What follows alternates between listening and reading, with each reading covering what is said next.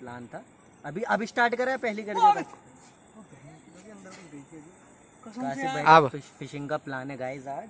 तो वो काशिफ भाई हमारे बहुत दूर से, मतलब हम पकड़ने यहाँ पाए मछली, और मछली पकड़ने के लिए हमने जो गैसे ढूंढे ना, गैसे दिखा दो सलमान भाई, ये देखो ये कहाँ पहुँच रहा, चल गया ये गैसे, ये हमने वहाँ से बरेली हरेवली से लेकर आए पकड़ गया। और ये काशिफ भाई बहुत बड़े मछुआरे हैं, बहुत बड़े फिशरमैन हैं। आज ये पकड़ के मारने का 5 मछली, चाहे हमें सुबह का फजर का टाइम हो जाए। तो काशिफ भाई सही कह रहा ना, आ गई।